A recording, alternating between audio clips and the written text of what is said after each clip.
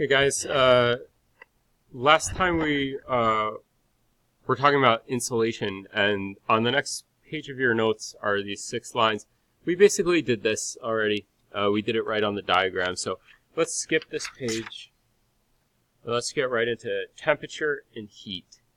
Now, in order to understand a lot of the weather systems that we'll be looking at and how complex weather can become, we really need to understand temperature and heat and how they work. So,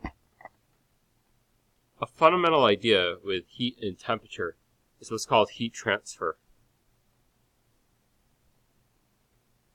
How heat moves through materials. And basically, we can categorize heat movement in materials into 3 different categories. And one way that heat moves is through what's called conduction. This basically means contact. So we touch a hot pot and we burn our finger. That would be heat transfer through conduction. And in all of these examples, let's pretend that we're heating up a pot of water or soup or something like that. If you were to touch the pot, that would be heat transfer through conduction, direct contact.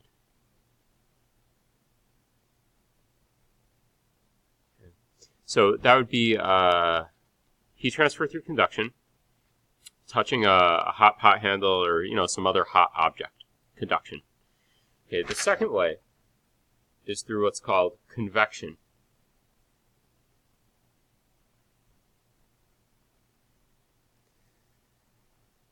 With convection, now we're talking about fluids. And when you hear the word fluids, you probably think of water and other liquids. When you get sick, the doctor might say drink plenty of fluids and so on. But a fluid is anything that can really flow, which would include liquids, of course, but also gases. A lot of people forget that a gas is also a fluid, not just liquids. And convection can happen with any fluid, so liquids or gases. So in this case, we're talking about heat moving through liquids and gases. And in the example of the hot pot, let's say we have our boiling water or maybe a soup or something like that on top of a flame. Well, we know that hot material becomes less dense. So when we heat materials, the particles move faster. And they also spread out.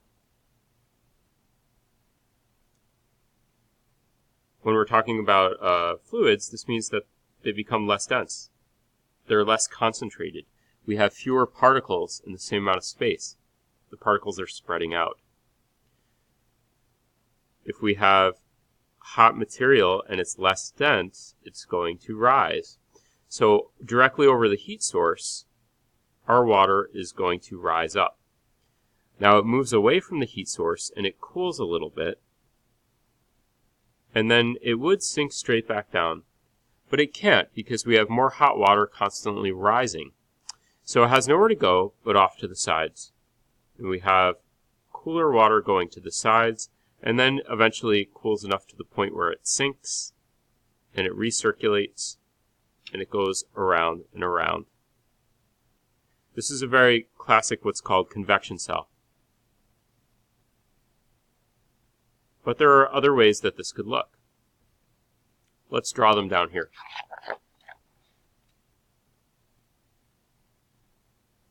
Let's say we have a pot or a beaker of water, something like that.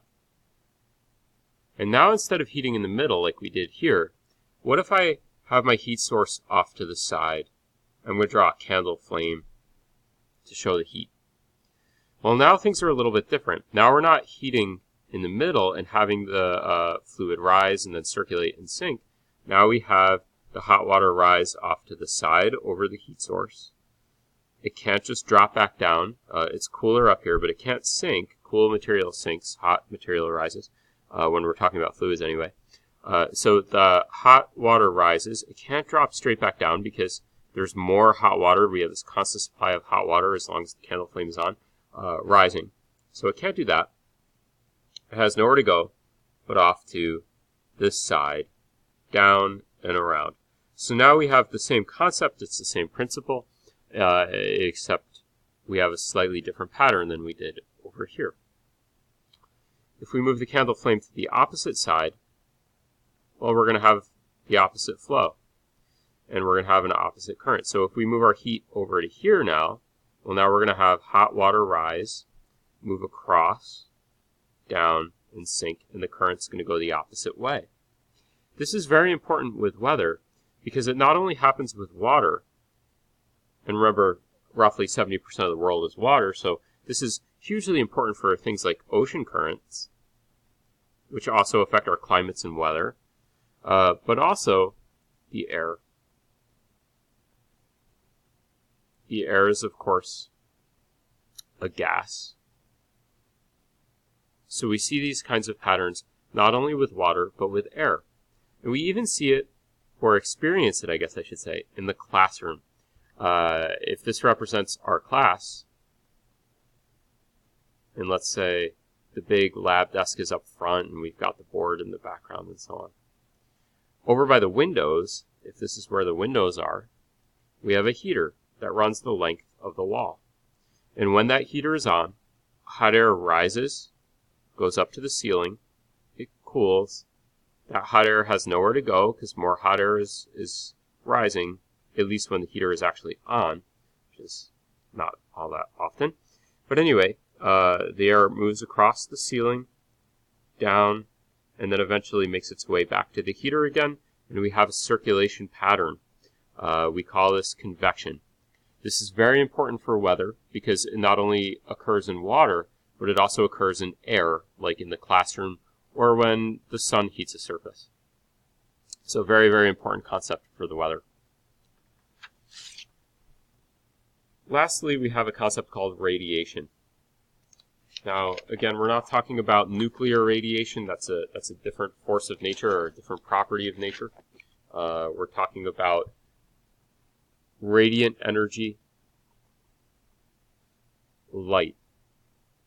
Now, to most people, light is the light that we see from the sun. But to a scientist, or especially a physicist, light would be the electromagnetic spectrum. Spectrum basically just means series. Everything goes in order. And in this case, we're talking about other forms of energy besides visible light. We're talking about ultraviolet, X-ray, gamma ray, radio waves. And I'm not writing these down in order, but microwaves and so on. All of these have the ability to heat materials. Ultraviolet, we can heat with. We can heat things with X-ray and gamma rays. We can even heat materials with radio waves, and we obviously heat things with microwaves. We do it probably almost every day at home in the microwave. So all of these forms of energy are capable of heating materials. Light, of course, can do it too. When we heat up a pan, the pan gets hot and it gives off invisible energy in all directions. So this is heat transferred not by airflow, which would be convection, or by touching the pot. This is heat flow by infrared energy. Infrared energy is heat. Heat is invisible. We cannot see heat energy. Sometimes students will say, well, what about when I look down a hot road in the summertime and I see hot air rising up? Those are air currents that you're seeing, which is not the same thing. You're seeing differences in the density of the air. But we don't actually see infrared energy. We do not see heat. Let me slide that over a little bit. As human beings, we're limited to just seeing visible light and nothing else. Some animals are capable of seeing in the infrared. Some of you probably already know this. Snakes, certain types of snakes can see in infrared, and that allows them to find small animals in the dark and hunt for prey at night. They're looking at the heat signature of those animals. Night vision works in a similar way. Night vision goggles use infrared energy and then convert it into visible that we then understand and can see as heat. So we have three ways that we can move heat through the environment. We can move it through convection, conduction, and radiation. Now, as far as weather goes, One of these is, well, not terribly important. And if you think about the three, which one would it be? Well, radiation, we're talking about light, we're talking about ultraviolet light, visible light, we're talking about sunlight. Very important for driving our weather. We talked about uneven heating of the Earth at the beginning of this unit. Well, that's due to sunlight and the curvature of Earth's surface. Light, very important for driving our weather. Convection, very important for our weather. We're talking about fluids, liquids, water, air.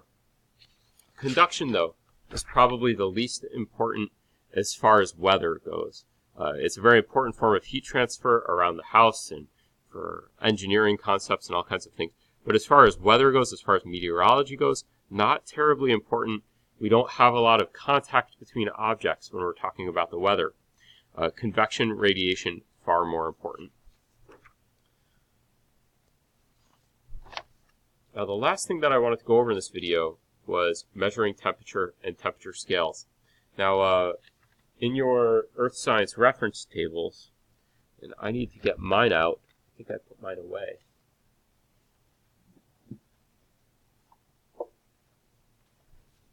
In your Earth Science reference tables, there's a chart that shows you how to convert between temperatures. So let's turn to that. So let's get your reference tables out. And let me find the page.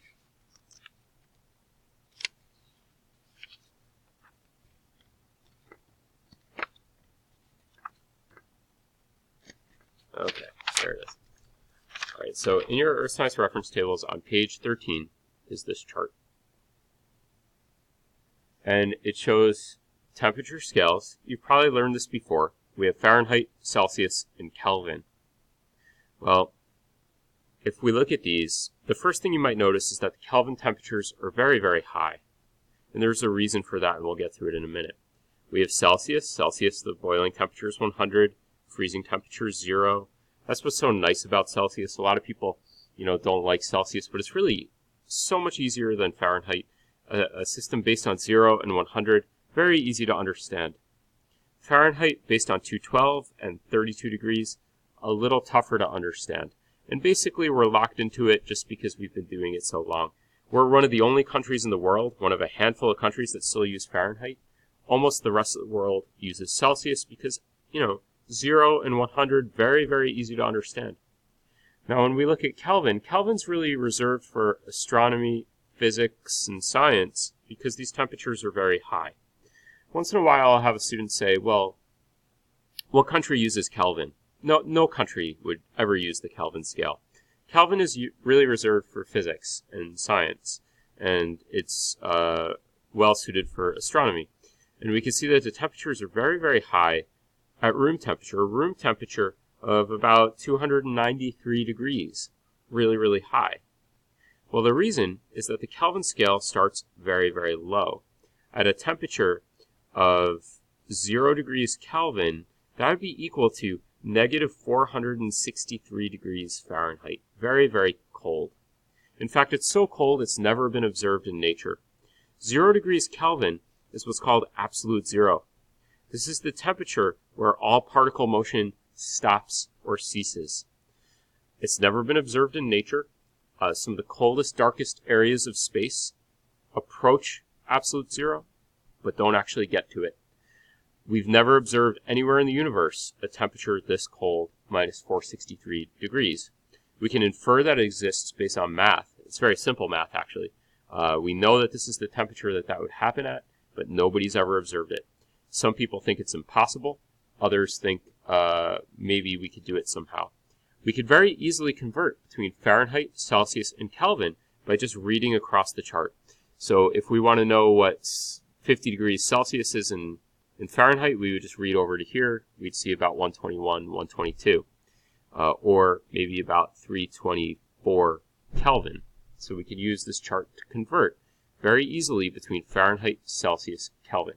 Not very accurate, but gives you a good idea of what the temperatures would be in different units. Okay, so that's it for now.